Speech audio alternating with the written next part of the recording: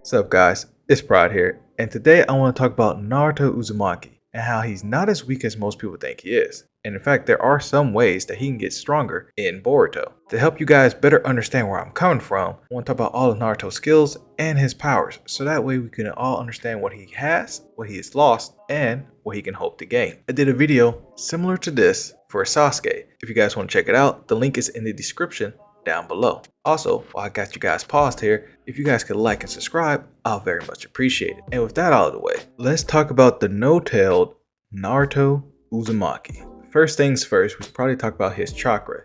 Naruto was gifted with a crap ton of chakra because he's from the Uzumaki clan. And this is not Naruto with the Nine Tails chakra. This is Naruto by himself. He has a crap ton of chakra. Even Kakashi stated that Naruto has at base 4 times more chakra than Kakashi. Naruto had very poor control over his chakra, however, so even though he had a lot, he couldn't really utilize it well, at least in the beginning. By the time Boruto's a thing, Naruto has completely fixed that problem. Now, moving on to one of Naruto's actual jutsus, it is his Shadow Clone Jutsu.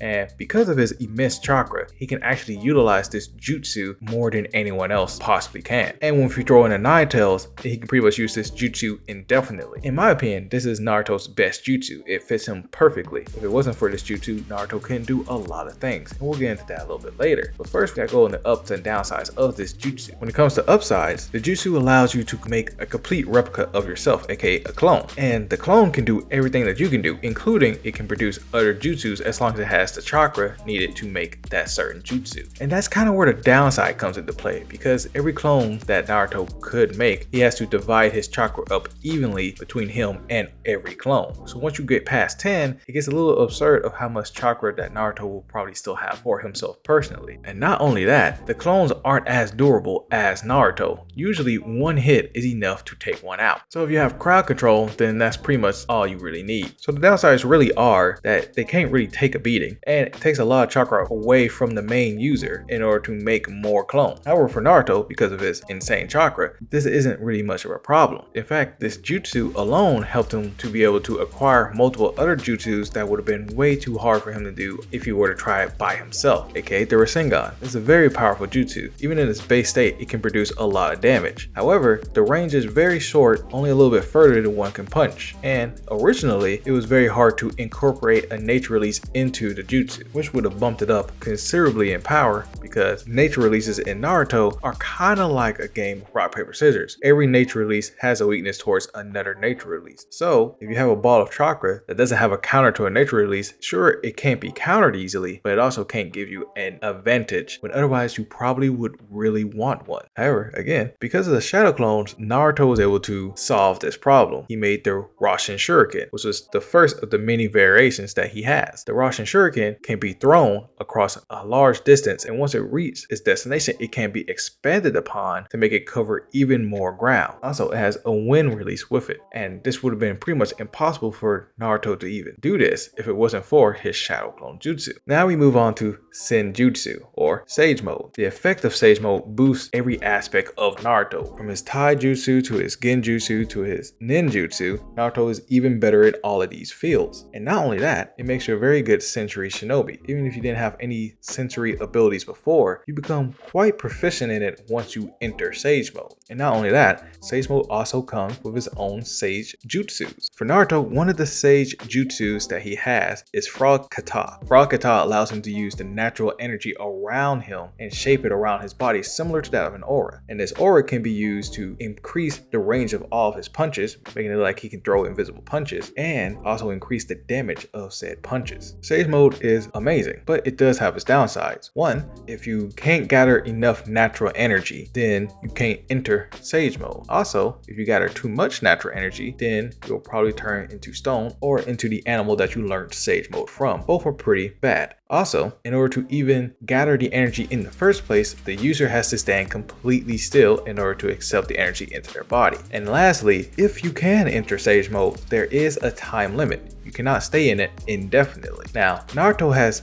found a solution to all of these problems. With the shadow clones, Naruto can simply have a clone off somewhere in the distance, gathering natural energy until Naruto is ready to receive it. And then once that happens, the clone disappears and that energy gets transferred to Naruto. Also, once Naruto reaches the time limit of Sage Mode, he can have a clone that's still gathering the energy pop just before Naruto loses Sage Mode to reset the clock. So really, there's no real downsides to Sage Mode for Naruto. So Naruto has a lot of amazing moves, and if you throw in Kurama, everything that I've already said is boosted times a million. With Kurama, Naruto can use multi-shadow clone jutsu, which can summon hundreds of shadow clones at once, and this wouldn't affect him during a fight. Also with Kurama, he can stack Sage Mode with Kurama to get an even bigger boost, becoming even faster, stronger, and his ninjutsu is even more powerful. And because Kurama can also regain chakra at an absurd rate, both of them working together pretty much have an endless well of chakra. This was pretty much the biggest thing for them. That means Naruto with all of his busted jutsus in Sage Mode and Kurama also helping him out, which makes Naruto the perfect Jinchuriki. And I'm not even going to get into the fact of the Sage of the Six Past powers that Naruto had, because that was pretty much temporary. That lasted not even a whole day, as we see that he can't really use most, if not any, of those powers anymore. And while we're on the subject of temporary powers, we now have to recognize that he no longer has Kurama, meaning that Naruto's chakra is no longer limitless. And this is a bad thing, because even though he has a lot of busted jutsus, all of them require a lot of chakra to use. And though he still has enough chakra to do all of them, the Rasengan, Rasen Shuriken, Shadow Clones, at some point he's not going to be able to keep throwing out a Shadow Clone. He's not going to be able to keep throwing out Rasen Shurikens. He's going to tap out. Now in Boruto, this isn't as big of a deal as you might think. Reasons being, the Rasengan, though it is amazing, it has become completely useless in Boruto. Just like the Amaterasu, at this stage, almost everybody can absorb ninjutsu to some degree. In fact, even Naruto now has a prosthetic that can also absorb ninjutsu. Either someone with technology or some busted clan member or someone with the karma mark, the Rasengan's pretty much obsolete, meaning there's really only the Shadow Clones that Naruto has going for him. And again, like I said, they can be taken out in one hit. And if we know anything about the Otsutsuki clan or Boruto and Kawaki or even Ada and Damon, all of these guys are fast enough to knock out these clones almost as fast as Naruto can make them, which really only leaves Sage Mode. And even though Sage Mode is a great boost, Naruto was already struggling with Kurama and Sage Mode active at the same time. In fact, it wouldn't be a stretch to say that Sage Mode is the bare minimum that Naruto will have to have in order to participate in a fight. But Naruto's not out of the game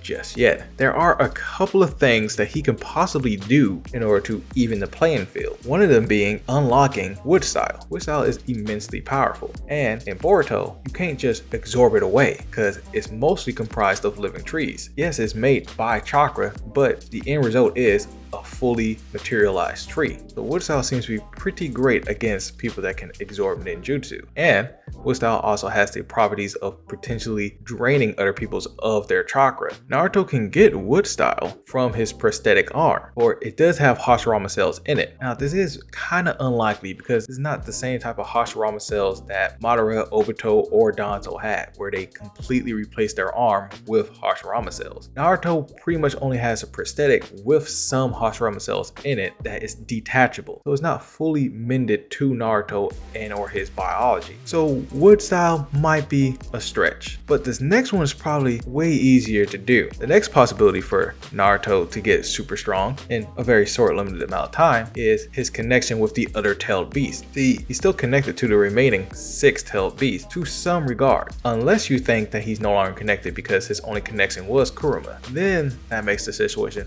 a little problematic. But if he was still connected by himself to the remaining tailed beasts, then he could ask them for a little bit of power to help him in his time of need. Though I would probably like this, and it would be a little bit of a power upgrade. We do know that Kurama was pretty much the strongest of the tailed beasts. He was probably stronger than most of them working together. He did completely clash with multiple tailed beast bomb with just him and Killer Bee. It wouldn't be a stretch to say that this wouldn't be strong enough for Naruto to get close to the same power that he had with Kurama. And also, we gotta think about the fact that they might just say no. Naruto already asked them for help in the anime and the manga, and 2 of them didn't even show up for the meeting because they thought it could be problematic for them. Even though they like Naruto, they don't like him enough to give them their time if they think they're in danger. So that really only leaves us with one option. That is Naruto enhancing his Sage Mode. You see, I don't think he learned everything he can learn from the ancient toads. I mean, they are ancient after all, and they have so many years of experience, and Naruto only spent a limited amount of time in there. Sure, he might have came back every once in a while, but I still feel like that there are still things that he could learn from them, either a new technique or a new tactic. Any of these things is possible. And if not, then he can maybe learn Dragon Sage Mode. Now, Dragon Sage Mode is a little bit more valuable than Toad Sage Mode, given only one aspect. And this is the fact that the Dragon Sage Mode allows you to fight with the terrain around you, making the battlefield that you're standing on into your weapon. And given the characteristics of ninjutsu being obsolete, you really only have hands or weapons to fight with. So if I can make the entire battlefield into a weapon, that seems a little bit better than the Sage Mode we got going on right now. And if all of this fails, then the least that Naruto could do is to leave a last impact on Boruto by taking Boruto to the lands of the Toads and letting him learn Sage Mode. Because at this point, it's kind of a family tradition, because Jiraiya took Minato, and Jiraiya was the reason that Naruto was even allowed to go. So Naruto could take Boruto. Boruto's already really strong in his own right,